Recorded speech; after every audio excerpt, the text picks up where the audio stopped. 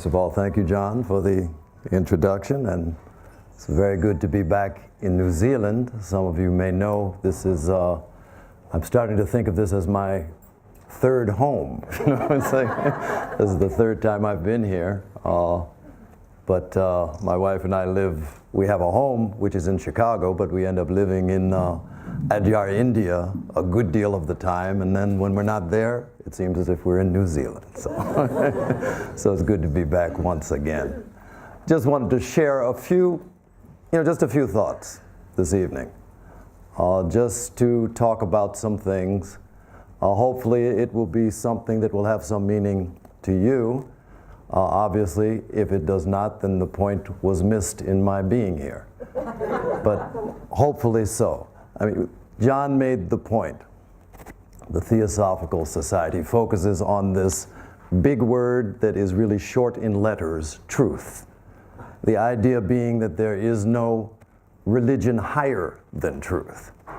And so since the time of its founding, it's focused on a number of things.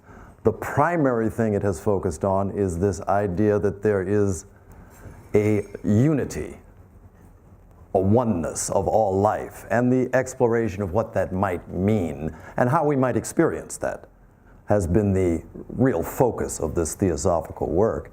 But in terms of the approaches to truth, in its objects, it talks about the idea of promoting the study of three avenues to truth, which we are all familiar with. So it talked about religion as one of those avenues, philosophy as one of those avenues, and science as one of these avenues in which we as human beings attempt to grasp something about the nature of this all-encompassing thing that we call truth. And so you have these various avenues. Religion, just in terms of the word itself, its meaning sort of tells you something about its direction, its focus. Religion, its etymology would be that which binds us back, which ties us back. Religere, re-tie to something. And in the case of religion, the idea being that it's an approach that somehow binds us back to this source. Divinity is the way it would be approached from the religious point of view. So religion tends to focus on the inner life, the approach to truth that deals with matters of the inner life. Philosophy, which the word itself means philosophia, the love of wisdom, is one of the other avenues.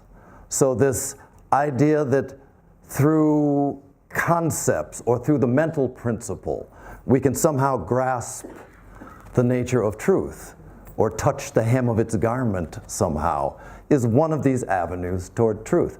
One of the founders of the Theosophical Society, H.P. Blavatsky, had a different take on the same word, philosophy.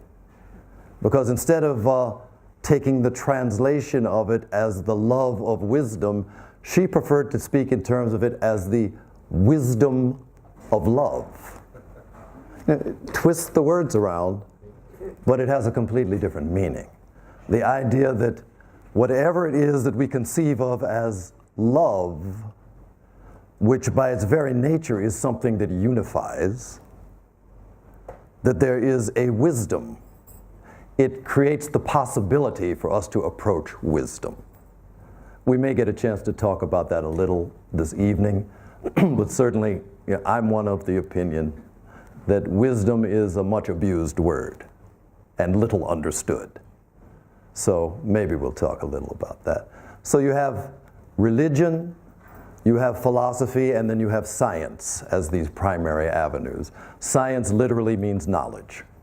So knowledge that has been, at least in our time, the approach to it has been through the study of the material world.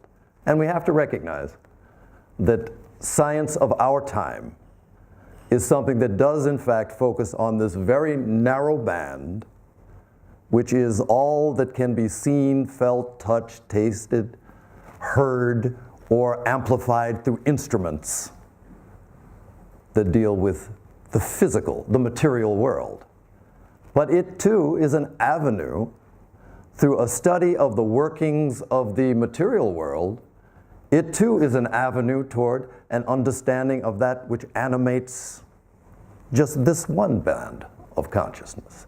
So these three major areas have been the ways that have been emphasized, and largely because there is, as human beings, I mean, one thing we have to face, there is no one size fits all in terms of spiritual practice or in terms of our ways to comprehend reality. And so to insist upon that is to insist upon failure, or at least marginalization. So that's one of the ideas. Quite naturally, when you look at these various approaches, from the point of view of theosophical society or of the theosophist, really the avenue of approach that is emphasized is one that moves toward spirituality. Spirituality is something that is in fact different from religion, although the two tend to be quite closely aligned. Ideally, I think religion would be the natural home for an approach to the spiritual, but spirituality by its very definition relates to unity, to oneness. And one of the unfortunate features, not just of our time, but of every time where there has been religious life in the world, its highest ideals are somehow we have a hard time measuring up to. And in some ways, religion has become one of the most divisive forces in human society. And that's historical, that's not just at this moment. I mean, quite honestly, more blood has been shed in the name of somebody's God than in any nation or any fight over economics.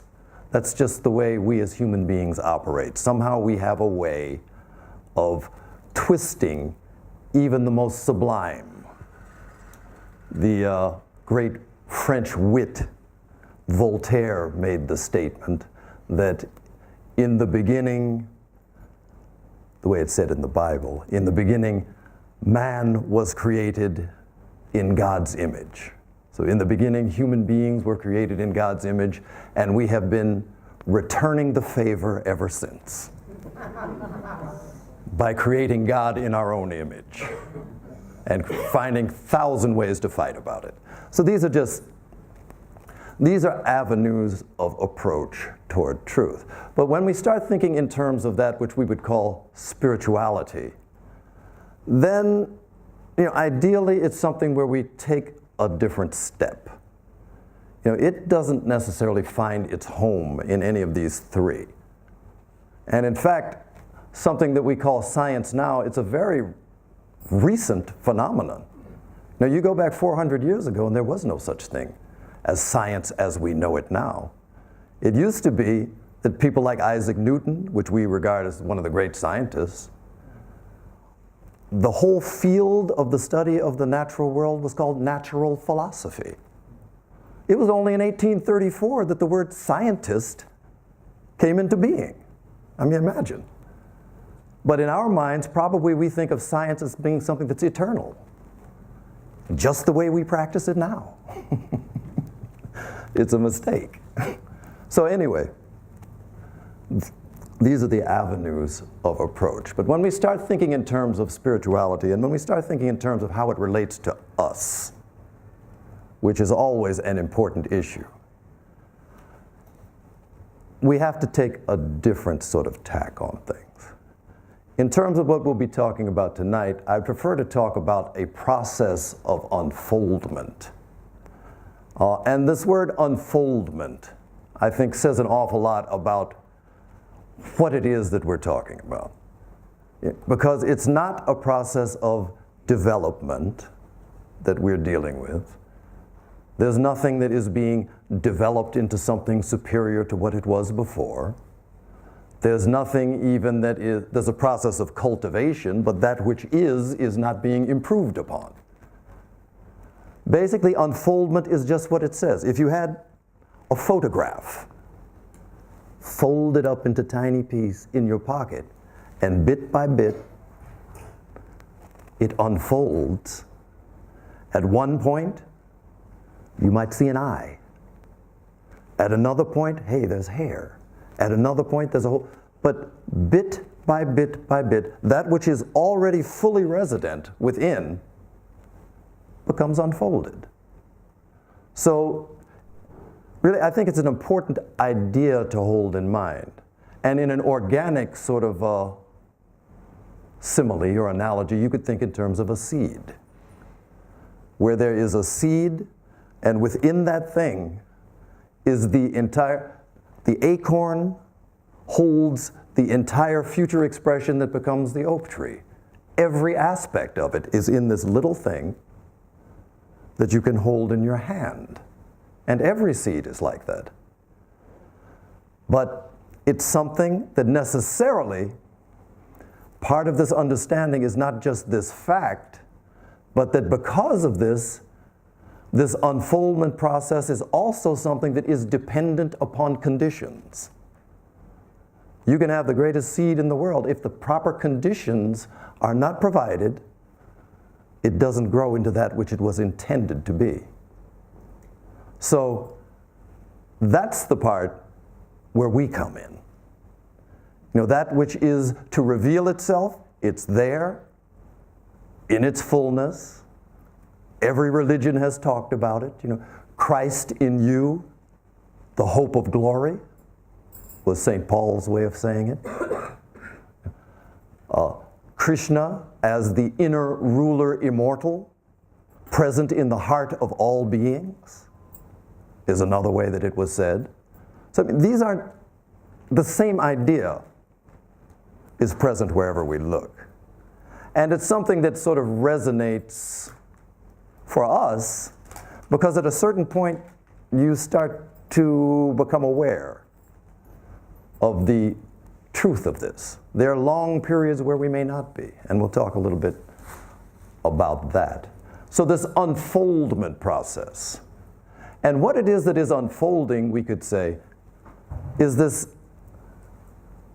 the idea that there is a soul. There is something that is superior to this body that it inhabits, but which has a certain connection to a higher source, to a divine power. It is, in fact, divinity itself that's resident within us. And how do you educate that? You know, we're talking about the process of unfoldment, the education of the soul. So there's this one principle that I'll put before you. As with everything, I might say this evening, you think about it. You figure it out, weigh it out in your own mind and say, no, this one, I don't think so. This one made sense. I'm on this line, I'm not comparing myself to the Buddha, but I agree with what the Buddha said. Accept nothing from anyone. Buddha said, even if it's me, the Buddha, accept nothing from anyone that does not appeal to your own common sense and your own intuition. If it doesn't resonate with those things, put it to the side. Don't necessarily throw it away, but put it to the side and then maybe revisit it later. But the principle that is involved in everything that we call the spiritual life is a very simple one. It's this idea, put in many ways, that there is and who we think of ourselves as being would be termed perhaps as a spark from a flame. A spark that has emanated from a flame, and for whatever reason finds itself living its life as an isolated sort of little minutely glowing thing, but that it is within the realm of possibility, once there is this process that is engaged in, of fueling this spark in such a way that it ignites and it once again can join again with that source from which it came, that it can burn so brightly that it can become one with its source. This is the idea that we call a spiritual path. And our role in it is providing that fuel. But first, before we can do any of that, there is this process of unfoldment. As I said, everything that we're looking for is there in its fullness, but there's a process. And for us, it's something that seems to take place in time, from a theosophical point of view, over many lifetimes perhaps. The Buddha's teaching was always that in this very lifetime, the full realization of this is possible because it's there. We just have to provide proper conditions. So the process of unfoldment, as I would describe it, is threefold. So the first aspect I would describe as awakening. The second, purification. The third, realization. And probably I should tell you in the beginning that when we talk about awakening and realization, which is to say the beginning and what we might describe as the end point, these are really moments. It's the purification that we'll end up talking about most. But when we talk about awakening, what does it mean? Every day we have an experience of awakening. We go to sleep and we wake up. When we sleep, there's a period where we go into deep sleep and we're completely unconscious.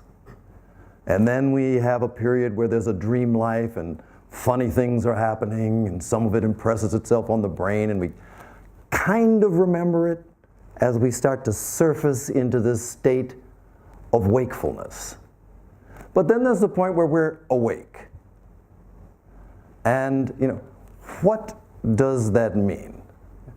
When we wake up in the morning, we are present and we are capable of interacting with the environment which surrounds us. And then we say we are awake.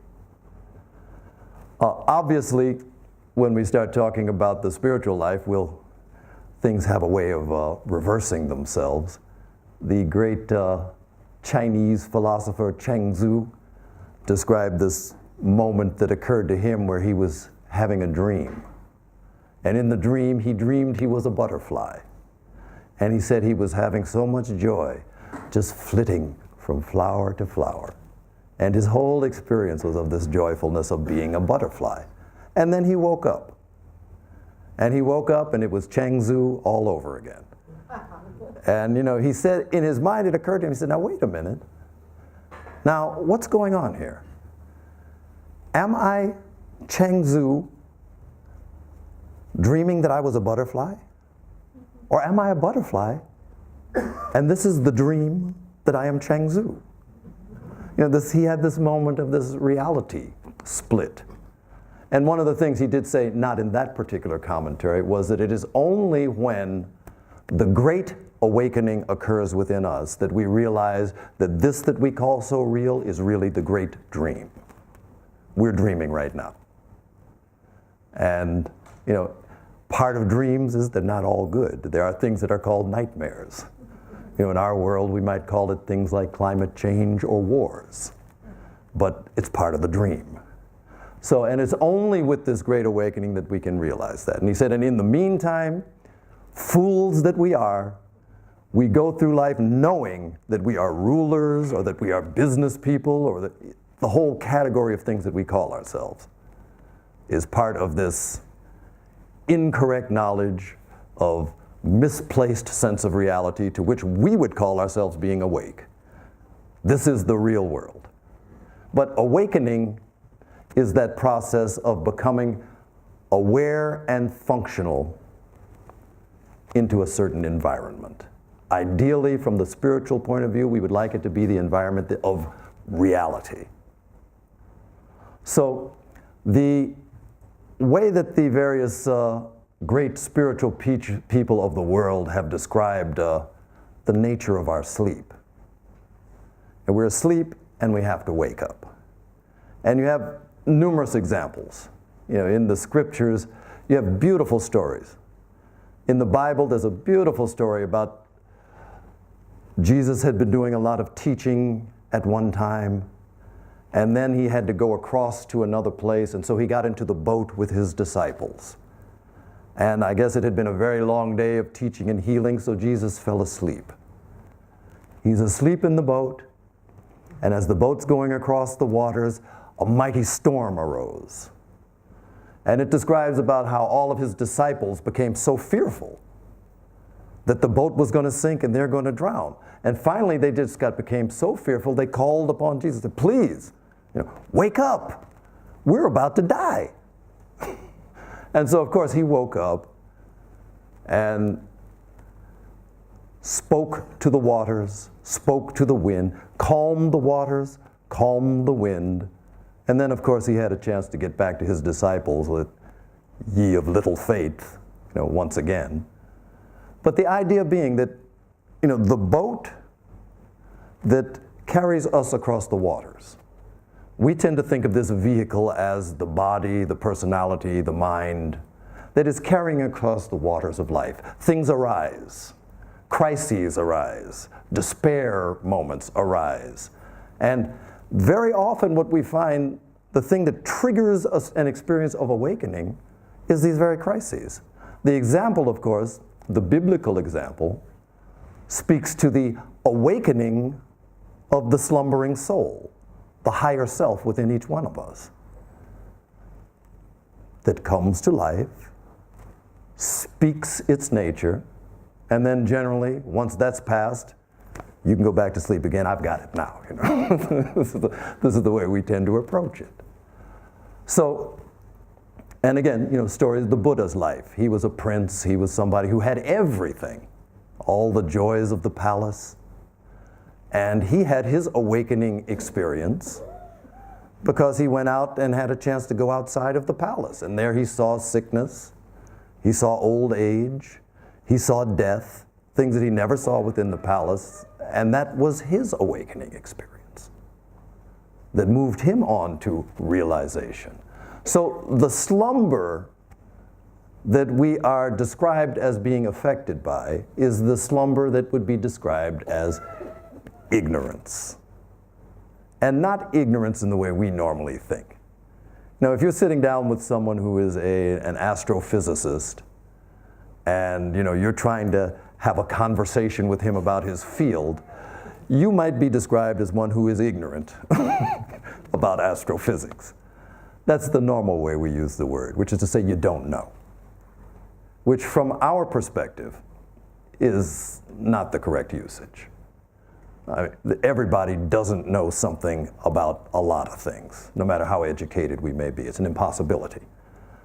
But in terms of the spiritual nature, and in terms of that which really clouds our perception, ignorance is something very, very different from that.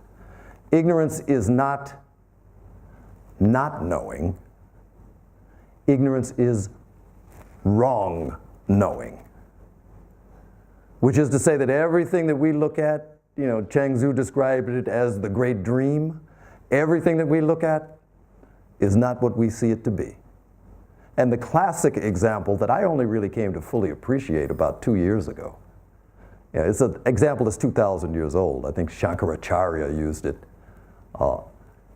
And he gives the example of what it means to be ignorant. And he gives this example of seeing a snake in the middle of the road. If somebody is walking and you're walking down the road and somebody sees up ahead that there's a snake, the question is what happens within that person? And the normal person, when they see a snake, a fear arises. And an aversion. You start to think about going to the side or picking up something to attack it. But then he says, suppose that as you get closer to this thing, you notice that it's not a snake at all. In fact, it's just a rope that somebody dropped and that's coiled in the road. Looks like a snake. So you respond as if it is, but in fact it isn't. So then what happens? Then all the fear drops away and you go back to normal. So this is the example that is used. And quite honestly, I used to think it was a very quaint example. I grew up in New York City. And so it's not very often that walking down the street you see a snake coiled in the middle of Broadway or Fifth Avenue. You know, in fact, I've never seen it. So, you know, I thought, oh, this is a great little example. I can kind of get into it. But then I found myself living in India. And, you know, at our Adyar campus, there are, in fact, snakes. And on one evening, I was walking to have dinner, and the light was just kind of going down. And as I'm walking along, I wasn't thinking anything about it, but I looked up ahead and it's like, you know, wait a minute. There's something coiled in the road. And, you know, wanting to be a person of consciousness, I don't want to really let that throw me off my step, but I did walk a little bit more gingerly as I started to approach this apparent snake.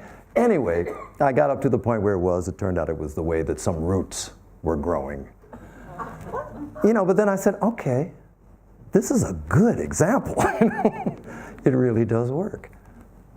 But ignorance is this seeing what is not for what is.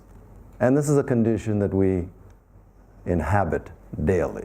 So the process of awakening involves awakening to this fundamental condition of our minds. And as I say, it's a moment. It's a momentary occurrence, and again, it's described in all kinds of ways.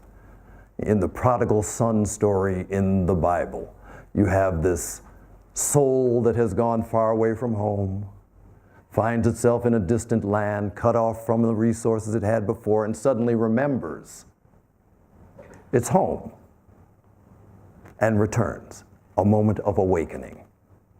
And so this is really the key moment in anyone's spiritual life, because we spend lifetime after lifetime just completely engulfed in the mirage.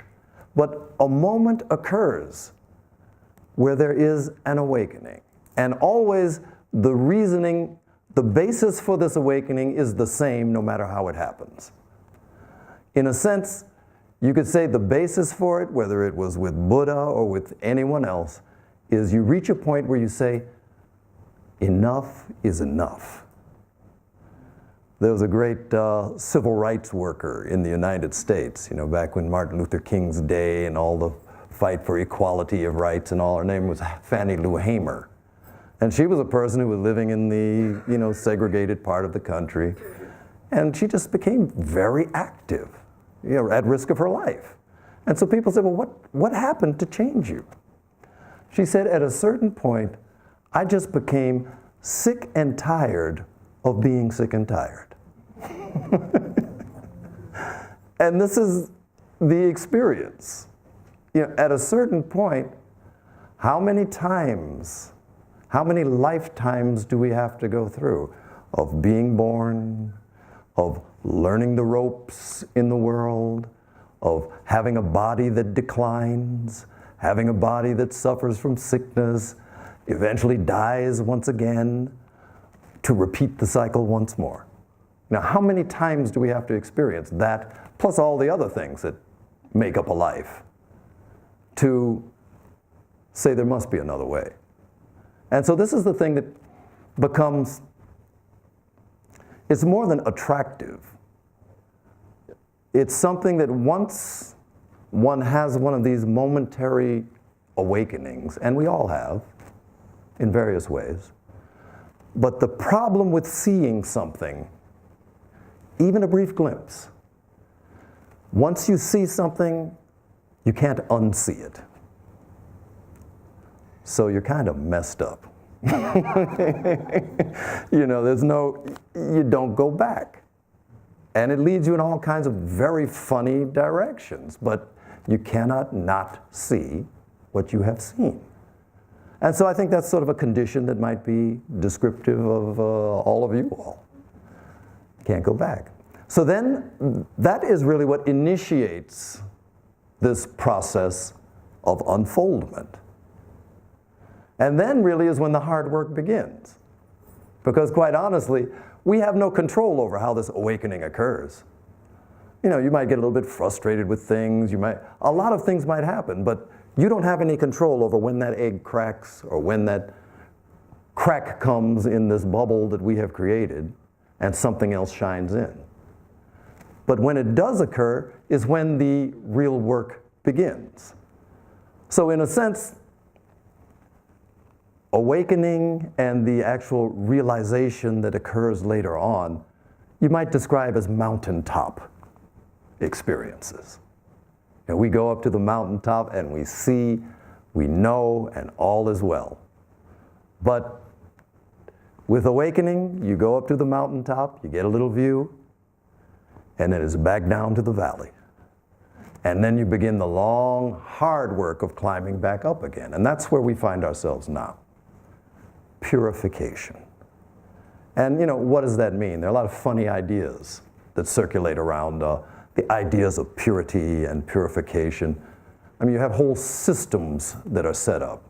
The basis of the caste system is based on relative purity.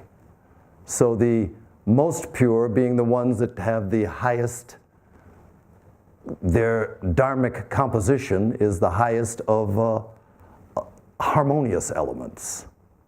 The least pure would be what would be described as tamasic. So based on all of these different things is assigned your place in life. So there are many ideas about purity, but what is it? I think very often it's our habit as primarily external looking beings that we look to behaviors to indicate purity.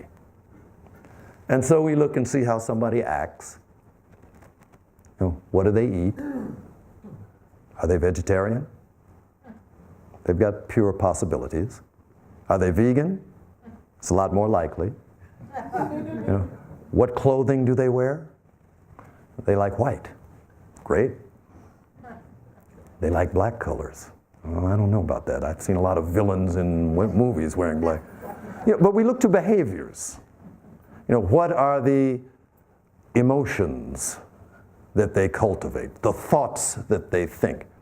And quite honestly, any one of these things can in fact lead toward purity, but really any one of them is also irrelevant to purity. I mean, here's a fact for you, in case you didn't know it. Adolf Hitler, pure vegetarian. Didn't smoke, didn't drink. In fact, he was quite famous for having meals with his generals and just criticizing them terribly for eating meat and the cruelty it caused to animals. I mean, so is it diet? Is it what goes into your mouth? I don't think so. And for all of you theosophists of various stripes, I don't know if this is going to come as a shock to you. H.P. Blavatsky and Colonel Olcott were meat eaters. And to hear Olcott describe Blavatsky's taste in meat, she likes something dripping with fat. And both of them were smokers. HPB, she was a chain smoker, rolled her own, and Olcott really enjoyed his cigars. So, okay, where is what behavior indicates purity? And I would think, from my point of view, none of them. Some of the most spiritual people I have known in my life have been meat eaters. Not that they glory in it, that's their diet. That's how they were raised. So, it's not behaviors. And purity also does not mean cleaning something that is dirty. It's not you remove the dirt and then you have purified. Actually, what it means is this. Purity is that which is of a single nature. That which is unalloyed. And you take the example, wedding ring. US, it's 14 karat gold. Pure gold's 24. 14 karat gold, they add a little bit of nickel, they may add other metals to it because it gives it the nice look of gold, but it's hard. It's a hardness, so a guy who's working won't mess up his wedding ring and you can stay happy at home. So 14 karat gold is not pure gold. And what ends up happening is 24 karat gold, that which is pure, exhibits other properties, other potentials, which with mixtures of other things, it does not reveal. So for instance, 24 karat gold, you take something the size of a quarter, a US quarter, and it can be stretched so thin it can go for 60 miles. It conducts electricity almost better than anything else. You can pound it into sheets so thin, it would take 200,000 of them to make a 1-inch stack. Because the powers that are latent within it become revealed as it becomes purified. I mean, this is the example of gold. And always they're using the example of gold to speak about our spiritual nature for a reason. That as it is alloyed to so many different things, and the major thing that we find ourselves attaching ourselves to are the various identities that we inhabit. I mean, we may talk about that at another time, but so many things are alloyed onto this pure nature, which we could call the nature of the soul, that it's scarcely apparent. So the process of purification is this process of moving toward this singleness of nature. Now, the other thing that is revealed in our theosophical sort of approach is that we are multidimensional beings. We're not just physical, we're not just spiritual. I mean, the description that was used by Patanjali in his Yoga Sutras, it's a beautiful image. Well, not the image, but the image that is often used to describe the human condition is they talk about matter and they talk about spirit. And so matter is described as if it's a man, a healthy man, who is blind. That's matter. And then you have spirit, which is a man who has vision but cannot walk. And so they come together, prakriti and purusha. Matter and spirit come together. The matter has the legs to carry the spirit has the vision to direct the matter. And so the way it's described is that the purpose of the coming together of spirit and matter is for the awakening, the awareness of the powers that are within spirit, and the unfoldment of the latent powers in both of them. That's the point. And so our role in this, the whole role of the soul in all of this is to come to the point, for us to provide conditions for the soul to come to the point where it can have its influence over these various vehicles through which we operate. You have a physical body. And the basis of the physical body is sensation. Touch, taste, smell, sight, hearing. All of these things are what we do. But if you feed it improperly, it creates limits. If you don't give it proper exercise, it declines more quickly. But if you pay attention to those things, you elevate the level of the body's capacity to sense. Its sensitivity increases. And so that's just with the body. Similarly, we do the same thing with the emotional nature, with the mental nature. The principle is the same. You are what you eat. Whether you're eating foods or whether you're eating thoughts. You are what you eat. And to the awakened individual, different choices present themselves.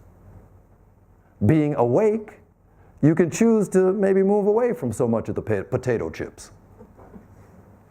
Maybe get off the bus 2 stops early. So why is that so funny? So that you can walk.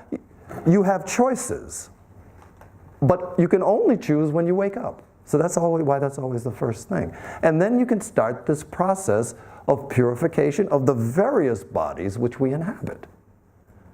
And so from the spiritual perspective, you could say that purification involves the soul influencing all of these different vehicles to move to their highest capacity to reflect the spirit. In that case, we have walked through this process in the appropriate manner. And so this is this process of unfoldment. Obviously, I've spent almost all of the time really talking about purification, because quite honestly, there is no need in talking about realization. Quite honestly, for someone to describe samadhi or mystical experience or nirvana is an impossibility. We'd like to hear it, because we believe that we would understand if someone said it. But everyone who has ever tried to describe it has been misunderstood and mostly killed by us. Unfortunate. But that's the way we behave. So that's less of a concern. But we are given indications of what that might mean. More importantly are, how is it that we can cultivate? Our role is in creating conditions for the soul to have its expression. What do we do? What is it that we have some capacity to influence? Creating conditions whereby it can show, it can unfold fully. And so that's where we place our emphasis. Obviously, from the theosophical point of view, we talk about study, meditation, service. We can explore those as you choose, and those are all accurate. It's a complete path within itself. But what are, for example, states of mind? Obviously, to some extent, we find ourselves largely influenced. We're swimming in a sea of other people's ideas and of other people's influences. So much so that what we think of as our own thoughts generally are not. It's something that has flowed through, sort of stuck on something that was similar in our mind, and then we think we have an idea. But perhaps it doesn't work that way. But what we do have are those moments that we insist on giving ourselves where we can generate the thought climate within which we will live for 15 minutes or half an hour. And we choose.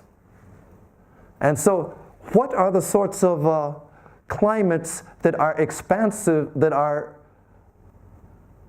provide the opportunity for the expression of the soul? And so there are things that are sort of time-tested. So you have such things as kindness. What is it when someone has been kind to us? Excuse me.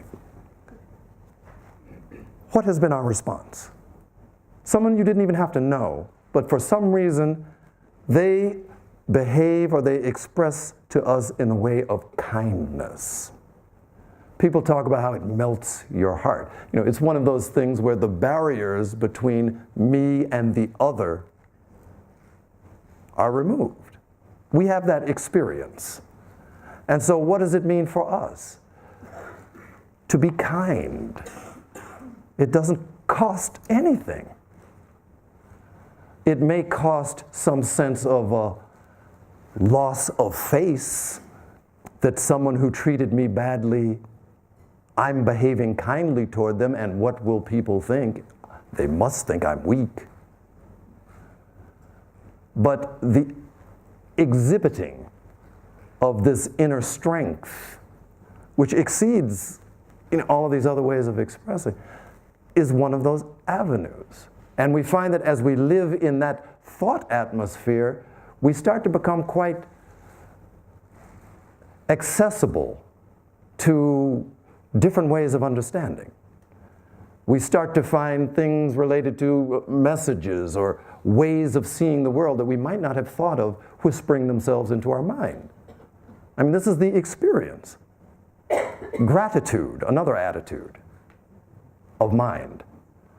When you are thankful, the ordinary experience is that somehow or another your sphere has expanded. And as many things as you touch with that gratitude, it expands to that extent. These are just normal little practices.